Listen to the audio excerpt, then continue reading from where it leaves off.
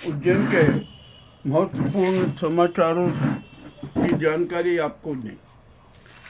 उज्जैन में बड़े विचित्र हालात नज़र आ रहे हैं।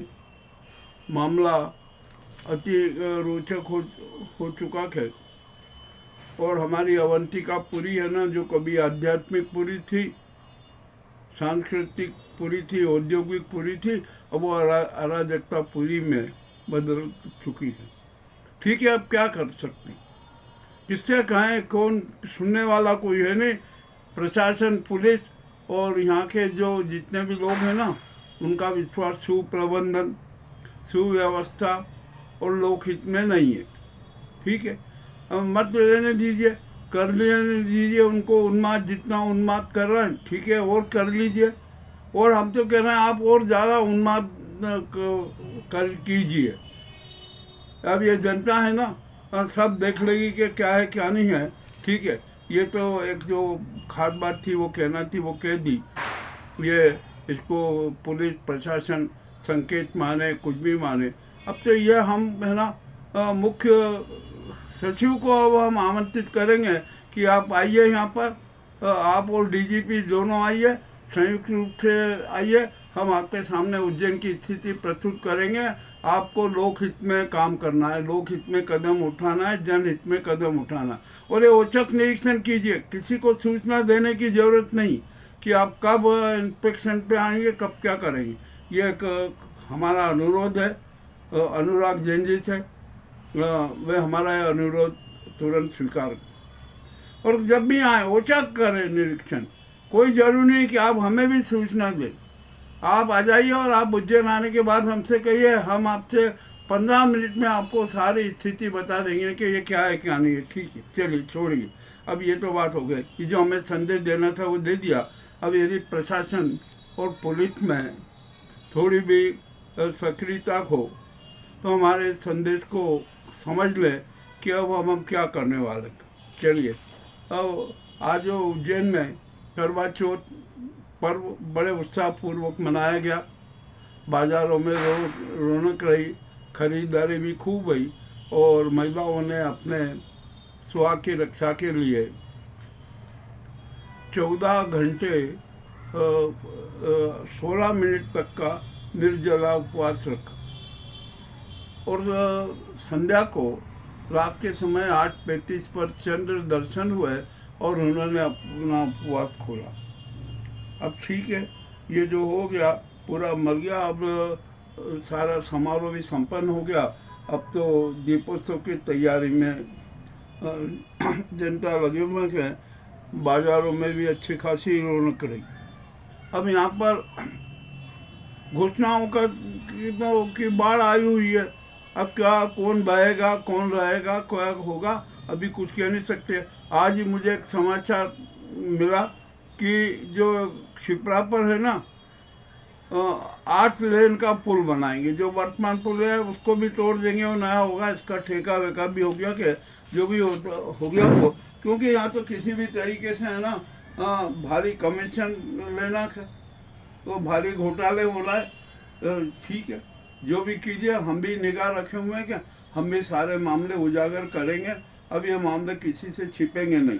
ठीक है, अब यहाँ पर हम तो अब डायरेक्टर CBI को एक अनुरोध कर रहे हैं उनसे, उनको आवेदन दे रहे हैं कि आप जब तक हमारे यहाँ CF 2028 में निपट जाता है ना, तब तक आप CBI की खुफिया शाखा उज्जैन में भेज दीजिए, स्थायी रूप से कर दीजिए 2028 तक के लिए। CM निपटाने के बाद ही वो यहाँ से जाए। अरे एक रोचक कांड, रोचक समाचार, रोचक घोटाले सब सामने आएंगे और सब पे साक्ष्य भी मौजूद रहेंगे। हम बता देंगे कि कहाँ पर किस प्रकार का क्या क्या घोटाले हो रहे हैं, किस प्रकार के नाटक हो रहे हैं। अब यहाँ पर धर्म के नाम पर कितने कितने नाटक हो रहे हैं कि जिसकी कोई सीमा नहीं। दिखावे का धर्म, दिखावे का दान, दिखावे के नाटक, और जो भारी धर्म के नाम पर भारी उन्माद फैला हुआ है। ये जो भगवा दुपट्टाधारी, भगवा वस्त्रधारी और ये साधु संत अखाड़ों में क्या क्या हो रहा है, ये भी बड़ी विचित्र स्थिति है, इसका भी हमारे पास में सारे सब प्रमाण आ गए हैं। अब तो हमें उनको प्रसारित करने में शर्म आ रही है कि ये इतने कैसे हम करें। जो धर्मपालिका है ना, उसका कितना ये काला इतिहास हो गया है, कुछ समझ में नहीं आ रहा। ठीक है, जो भी है, अब प्रस्तुत तो करना ही पड़ेगा ना, क्योंकि हम तो सत्य के प्रति समर्पित हैं, प्रतिबद्ध भी सत्य के प्रति है, और सत्य को ही हम ईश्वर मानते हैं और उसी की आराधना करते हैं। सत्य की प्रस्तुति करना, सत्य सबके सामने रखना, यही भी तो ईश्वरीय आराधना है। ठीक है, ये भी हम वो करेंगे। अब यहाँ पर शहर में अंधविश्वास की भी दुकानें बहुत चल रही, इतनी दुकानें चल रही कि हद से ज़्यादा। जूना सोमवार में संत विद्या वालों ने एक महिला को ये बताया कि तुम पर तो चुड़ैल लगी हुई है, और उसको एक गरम सलाखे से लग गया, हाथ में नाटक हुए, और वो महिला की हालत खराब हो गई, बहुत उसकी स्थिति बिगड़ जा रही है। जबकि महिला चिल्लाती रही कि नहीं, मेरे पे कोई असर नहीं है, कोई कुछ नहीं है, मेरी सिर्फ तबीयत खराब है। किंतु मज़ेदार बात है, तांत्रिक होता है, वो कहता अरे हम सब पता है, हम सब चुड़ैल का इंतजार कर देंगे, भूतों का इंतजार करते हैं, सबका उपचार करते हैं, कर देंगे हम, कोई दिक्कत नहीं है। और इस तरीके से एक बड़ा रोचक नाटक हुआ। अब यहाँ पर हमारे यहाँ का प्रशासनिक और पुलिस प्रशासन शायद वे भी उन्माद में हैं। वह सुव्यवस्था सुप्रबंधन पर उनका कोई ध्यान नहीं है, लोकहित पर उनका कोई ध्यान नहीं है, और जो जनता के सुझाव आते हैं ना, उनको भी वे रद्दी के टोकरे में डाल देते हैं। ठीक है, डाल दीजिए, जनता देख रही है, जनता उत्पीड़न सह रही है। अब ठीक है, अब हमने मजबूरी में मुख्य सचिव और डीजीपी को कहा है कि आप आ जाइए उज्जैन में, हम आपको सारी स्थिति बताएंगे कि देख लीजिए कि आपके प्रशासनिक व्यवस्था, और डीजीपी से कहेंगे ये आपकी पुलिस व्यवस्था। न एकांगी मार्गों का पालन हो रहा है, न यातायात अराजकता समाप्त हो रही है, और कुछ भी नहीं हो रहा है। अब ठीक है, अब हम भी इंतजार कर रहे हैं डीजीपी मकवाना जी का और मुख्य सचिव अनुराग जी जैन का, कि वे आएंगे और हम उसे करेंगे, हम उनको 15 मिनट में पूरे शहर की सारी स्थिति मैं साक्ष्य के प्रस्तुत कर देंगे। देखते हैं भाई, मत करो भाई, लोकहित को मत दो, जनहित को मत महत्व दो, आप अपनी मर्जी का चलाओ, अवसरवाद चलाओ, जी भर के चलाओ, और हम तो कहते हैं वो ज़्यादा चलाओ, इतना वो चला दो कि हद से ज़्यादा। तो यहाँ जनता है ना, शिकायत करना ही छोड़ दे कि अरे कुछ शिकायत करेंगे, सुझाव देंगे, होना कुछ भी नहीं है, इसलिए जनता के मुंह पर भी ताले लग जाएंगे। चलिए ठीक है, ये एक बड़ी कड़वी बात थी जो हमें प्रस्तुत करना थी। अब यहाँ पर प्रदूषण की स्थिति बहुत खराब है, जल वायु ध्वनि प्रदूषण चरम पर है, परंतु उसको नियंत्रण के लिए कोई उपाय नहीं किए जा रहे। अब तो यह स्थिति बन जाएगी कि सांस लेना भी मुश्किल हो जाएगा। चलो देखते हैं क्या होता है। प्रदूषण तो फैले गए, अतिक्रमण भी यहाँ पर चरम पर है, कोई अतिक्रमण हटाने को तैयार नहीं। एक दिन हटता है, दूसरे दिन वापस अतिक्रमण हो जाता है। और यहाँ पर सभी प्रकार के माफिया, सभी प्रकार के माफिया सक्रिय हैं, उनमें उन्माद है। वे तो ये समझते हैं कि कुछ नहीं, प्रशासन उनका गुलाम है। और मज़ेदारी की बात तो यह है कि प्रशासनिक अफसर भी माफियाओं को सहयोग दे रहे हैं, उनके खिलाफ कार्रवाई करने की बजाय उन्हें सहयोग देते हैं। ठीक है, या गोचर भूमियों पर कितना अधिकार है, काकड़ भूमियों पर अधिकार है, औद्योगिक लीज की भूमियाँ हैं उन पर एकाधिकार है, और कुछ भी नहीं हो रहा है यहाँ पर शहर में। सिर्फ यहाँ पर घोषणाओं की वर्षा की जा रही है। अब देखते हैं कि जितनी घोषणाएं की गई है ना, उसमें से कितने काम पूरे होते हैं। चलिए, अब ये भी है, ये तो भविष्य की बात है, भविष्य बताएगा कि क्या होगा क्या नहीं होगा। अब आ जाइए, हम यहाँ पर एक बात करते हैं कालिदास समारोह की। हमने जो आज से 3 दिन पहले कहा था कि कालिदास समारोह को अंतर्राष्ट्रीय स्वरूप दीजिए, वो तो बात गोल हो गई, हवा हो गई। अरे अब तो उद्घाटन करता भी कालिदास समारोह के लिए नहीं मिल रहे हैं बाहर के अच्छे विद्वान लोग। तो कालिदास समारोह समिति है ना, उसने आज ही बयान दे दिया कि अरे कालिदास समारोह का उद्घाटन सीएम डॉक्टर मोहन यादव करेंगे और उसका समापन राज्यपाल मंगू भाई करेंगे। इसके अलावा कोई है ही नहीं विद्वान देश में कि जिससे अच्छा किया जाए। अब ये विद्वानों को आएंगे, ये तो एक दिमागी अय्याशी होती है। कालिदास समारोह में जन भागीदारी होती नहीं है। जनता के सुनने लायक समझने लायक कुछ कार्यक्रम ही नहीं होते और बस करोड़ों का बजट स्वाह हो जाता है। यह कालिदास समारोह की स्थिति है। अब कालिदास समारोह का तो स्तर ही गिरा दिया, तो इसलिए जनता भी कहती कि कुछ नहीं जाए। तो मैं तो कह रहा हूँ कि कालिदास समारोह के नाम पर विभिन्न वार्डों में है ना कालिदास समारोह के समिति द्वारा तेजा जी की कथा आयोजित करवा दी जाए। तो हर वार्ड में कम से कम हर वार्ड में 2-3 हजार जनता तो तेजा जी की कथा देखने में आ जाएगी और सब बोलेगी सुरा अमरत की जय, सुरा अमरत की जय। ये हमारे कालिदास समारोह की स्थिति होगी। अब हमने तो सचेत कर दिया, अब आगे देखते हैं प्रशासन क्या होता है। कोई कुछ भी नहीं, सब उन्माद चल रहा है। चलने दो भाई, आपकी इच्छा है, जितना चाहे जैसे चाहे जैसा उन्माद करो, मगर यह मत भूलना कि जनता भी है ना धृतराष्ट्र नहीं है, वो भी बहुत सहनशील है। मगर अब जनता का धैर्य टूट रहा, उसका बांध टूट रहा। ठीक है, करिए अब कालिदास समारोह की। अब देखते हैं क्या होगा कालिदास समारोह का। हम भी अब मामला देख ही रहे, हमें जो कहना था वो कह दिया।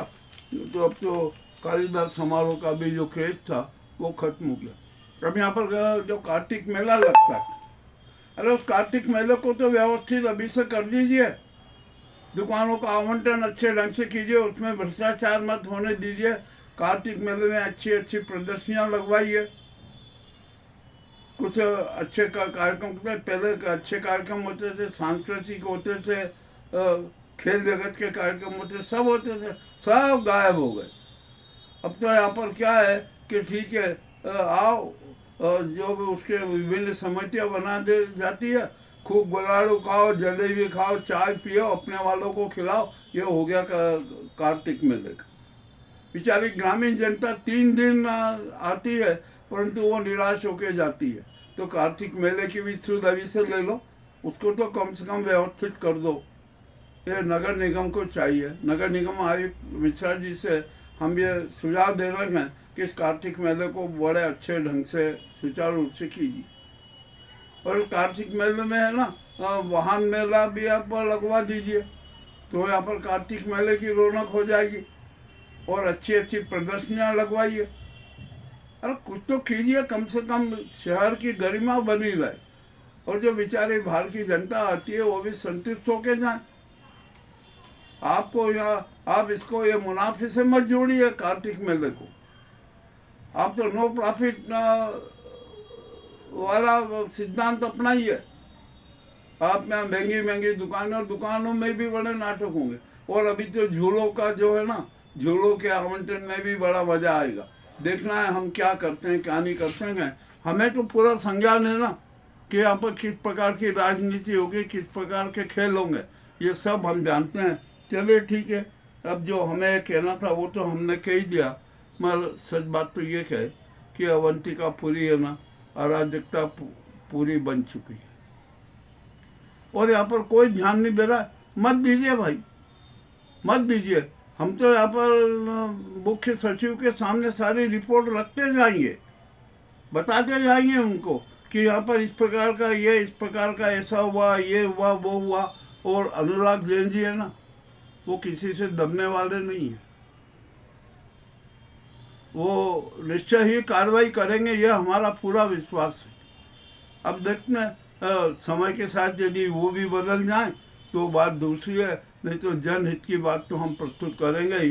ये आज के उज्जैन के कड़वे समाचार आपके सामने प्रस्तुत हैं।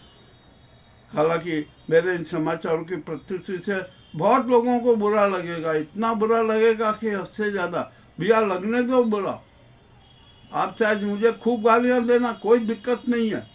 हम तो डरते नहीं है किसी से, और ना हम भूमिका बांधते और ना हमें कोई प्रलोभन है, ना किसी से पूर्वाग्रह है। जो सच है वो सच सबके सामने रख देते हैं और वो जनता को पसंद आता है। लोक हित के लिए हम जिंदा हैं।